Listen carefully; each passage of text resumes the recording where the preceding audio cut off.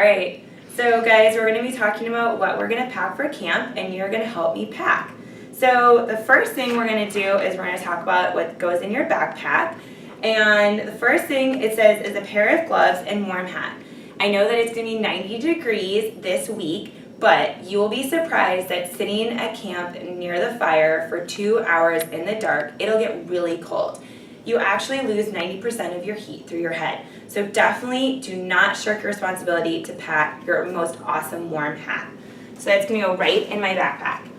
The next thing is a hat or cap. So for all of you who've been bummed that you can't wear your hat to school and in school, this is your opportunity to wear your hat. You have a couple options. I'll probably be wearing my sun hat, protecting my nose from getting skin cancer. But you can also wear your cap as well. This is also really great because when about the second day you're going to be really tired, you're not going to get a lot of time to wash your hair, so your hair might get kind of ruffled, it might be not the cleanest, and then you've got a perfect cap to cover yourself up, and you're also protecting your head from the sun. So choose whatever hat you want, but it's an awesome addition to your pack. You definitely want that during the day, so make sure it goes in your backpack.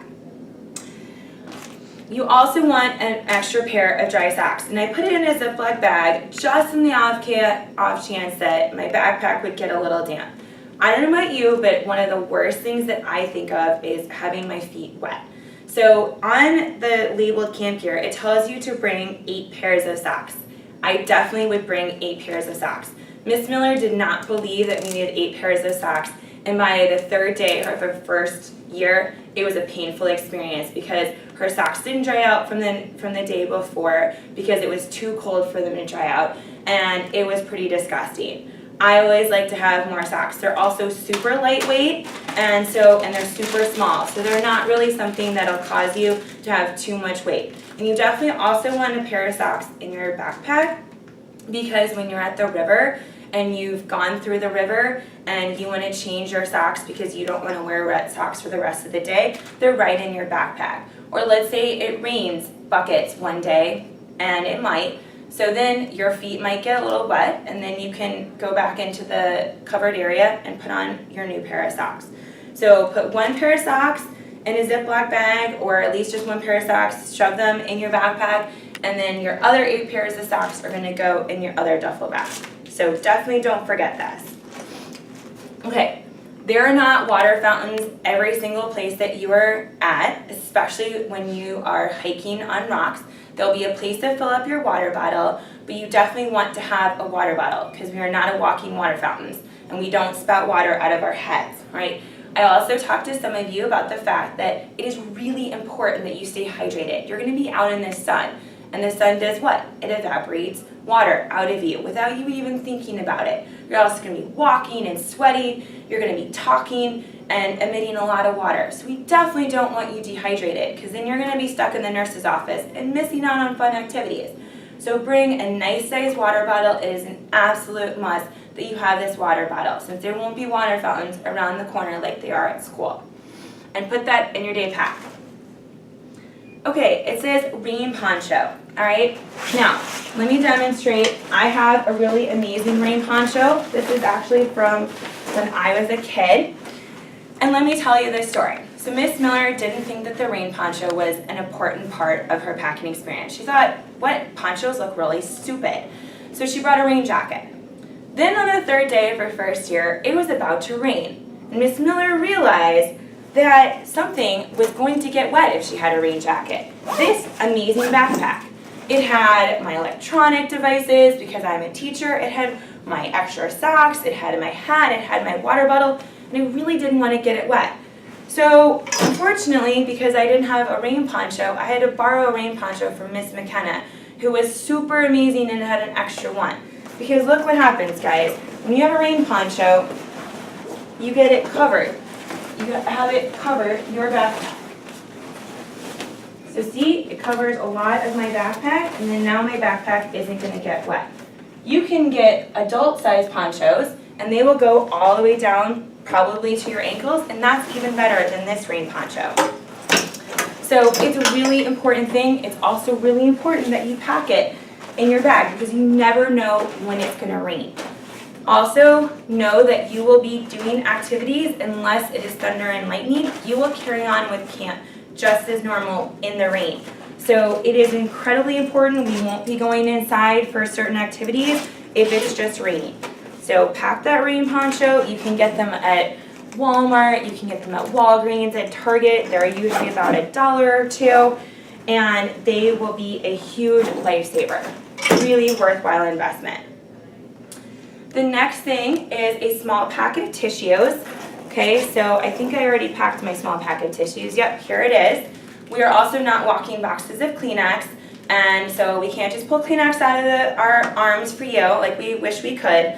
So, and your nose might turn into a marathon running because you've got all these kind of allergies, you're out in different climates, it's going from hot during the day to cold at night. So even if you normally don't get the sniffles, I definitely recommend at least a few of these. If you do have allergies or you do usually get the sniffles, you might want to bring like 5 of these because you might go through quite a few. So I'll be bringing 1 in here and then I'll pack the rest in my duffel bag.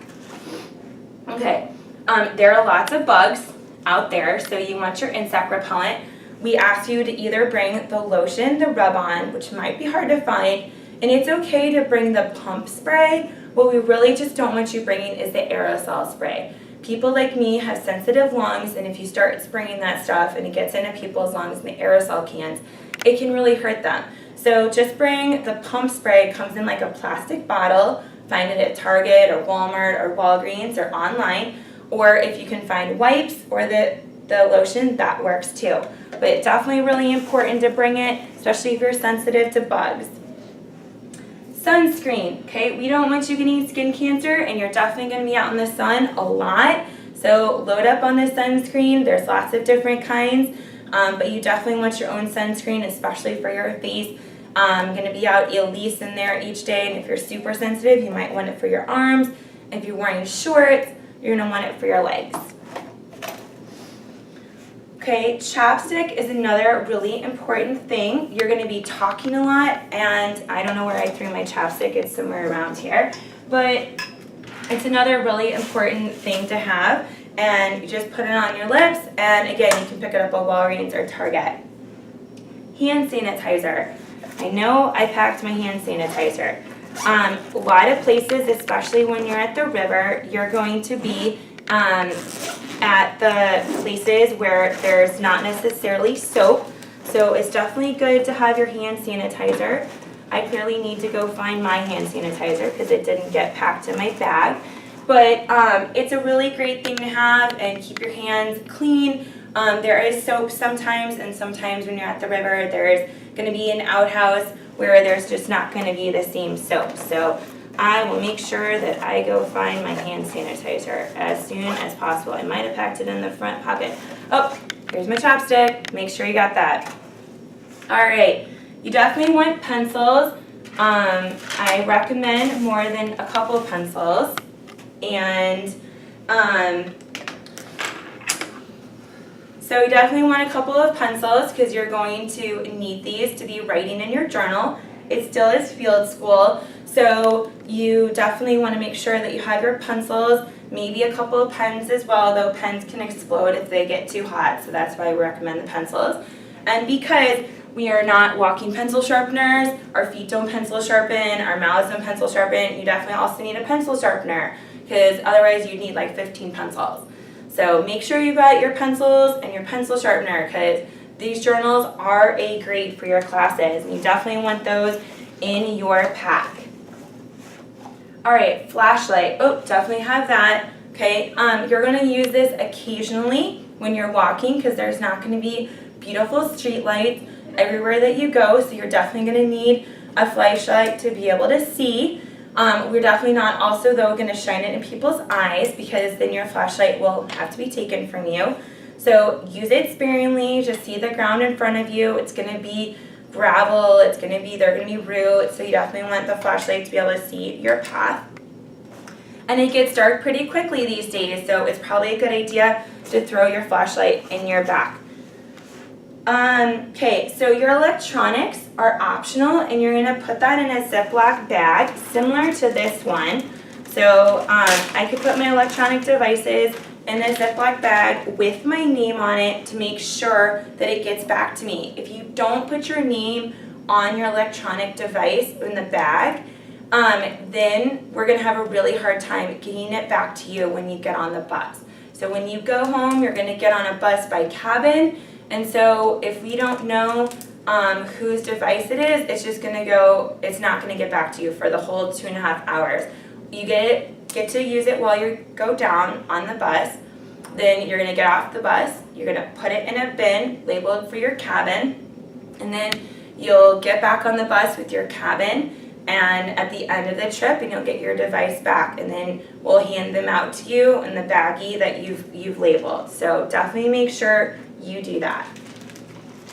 Okay, so now we're gonna move to the labeled camp gear and just highlight a couple of things that I want to make sure that you know to bring, okay? We're gonna talk about the river first because there's some particular things on this list that you need to bring for that. It says 2 pairs of sturdy tennis shoes and 1 pair is gonna get wet and muddy, okay? You do not really want to bring like water boots or even really fancy hiking boots. Miss Miller made this mistake too. She brought her really fancy hiking boots that don't have holes, they're waterproof. Well, she stepped in the water and the water went up to about here on her. Unfortunately, the water filled in her hiking shoes, and then when she got out of the river to do the rest of the hiking, which is about a 45-minute hike on some boulders, her water was stuck in her shoes. It was really disgusting, and she sloshed around and it was really uncomfortable. So the next year, she learned, she brought her old tennis shoes. Okay, these have little holes in them for my feet to breathe, and when after I walked through the river, all the water just oozed out and I was able to walk and hike on the boulders. Why would I not want to bring these flip-flops? Because I'm hiking on boulders, I'm hiking on big rocks, and they got stuck in between my feet and my shoes, and also it was really bad support, and all the other students got to hike and have fun on the boulders, and you could really twist your ankle wearing something like this. So that's why we highly recommend something like an old pair of tennis shoes to walk through the water, and then the water will get out of your shoes. You'll enjoy your hike so much more. You'll get to climb on some rocks safely, then walk through the water again to get back on the bus and go to a different station at Johnson Shut-ins. I'm actually going to pack 2 pairs of old tennis shoes because like I said, it could rain and then it's going to be muddy on the pass. Just like if you went on a hike and it had just rained a couple of days before and it could be really squishy. So I'm going to bring another pair of tennis shoes that are not as nice as my new ones, so I can get them all muddy and I don't have to worry about it back at camp. This pair, once I walk through the water, is going to get soaked. And remember, it gets really kind of cold at night.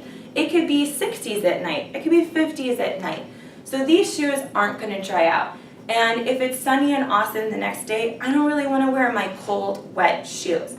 So that's why I have 1 pair that's going to go in the water and it's going to get wet and it's going to be gross. And then I'm going to have another pair of tennis shoes, whether it's my new ones or another pair of old ones, so that I can really concentrate on having a nice dry pair. Okay? The other thing is what I'm wearing, okay? When you walk through the water or even just running around each day, you don't really want to be wearing something that's going to stay wet if it gets wet. So that's why I'm wearing quick dry pants. If it's cold, I have my whole leg covered. I can also walk through really tall grasses and not have my legs get all covered and touch all the grassy stuff. But if it's hot and there's a part where it's not, I can roll them up really easily. Some of you have fancy hiking pants where you can zip off the leg, which is great. You could also wear a pair of shorts and wear a pair of pants over them. If it's going to be super hot that week, you might wear some quick dry shorts, which is totally fine too. Just know that you are walking through some tall grasses, so you might need some protection if you're really sensitive to that. But the point is it's quick dry. Jeans are a terrible idea to bring to camp for during the day. You want something like gym class that you're comfortable playing in and playing hard, because another day, another activity at camp is running around and playing games like capture the flag in an open field. Do you really want to be doing that in jeans? Probably not. So bring a few pairs of quick dry pants or the closest thing you have to quick dry. Track shorts, gym shorts, all different kind of sports short names. I'm also wearing a quick dry shirt because I sweat a lot. So I don't want that sweat to cling to me, so I wear a quick dry shirt. If you don't have a quick dry shirt, that's okay. You don't have to have one, but it's just another way to keep yourself more comfortable. Another thing I want to talk to you about not bringing these for the river, but there is something you want these for. These are my shower shoes. Okay, you're going to be in showers where the floor is like the center of Clayton floor or like the gym locker floors that other people have stood on. And nobody wants to share that floor in their bare feet. It's kind of gross.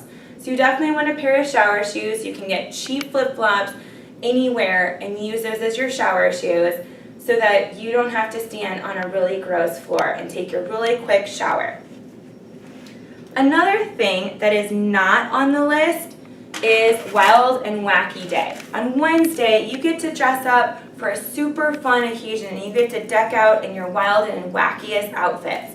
Alright, so the more that you bring that you can remember to bring, the more fun your cabin will look.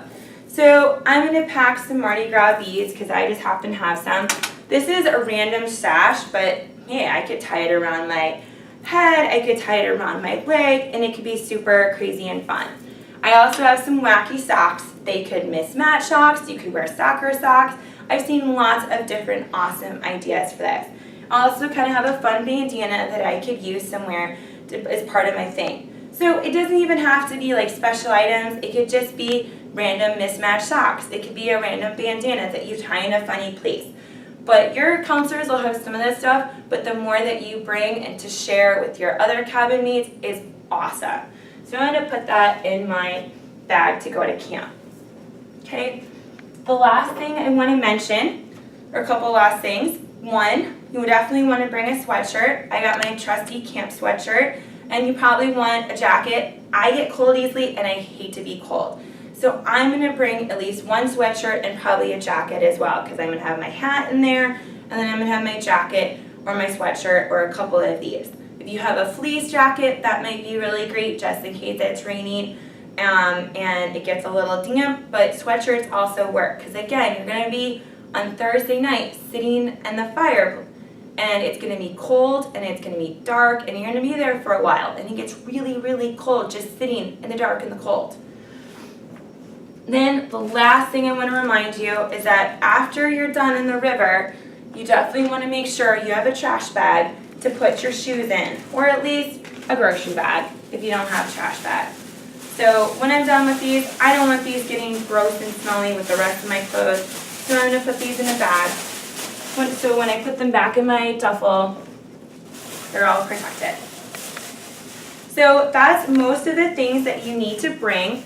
There are a couple of other things that are on this list. You want your changes of clothes to make sure that you have enough clothes if one gets wet and you gets all gross and sweaty or gets dirty or gets spilled on, that you have your changes of clothes. You at least want a couple of different types of sleepwear. You don't know whether the cabins are going to be cold or whether they're going to be really hot. There's a little bit of fans going on, so if it's really warm, it might get kind of warm in there, so you might want some boxers and a t-shirt, but it also could be really cold at night, so you want to probably bring also a pair of pants and a long sleeve shirt, because you will be in a cabin with a bunch of other people. You'll have your own bed, but there'll be a bunch of other, either all girls or all boys in your cabin.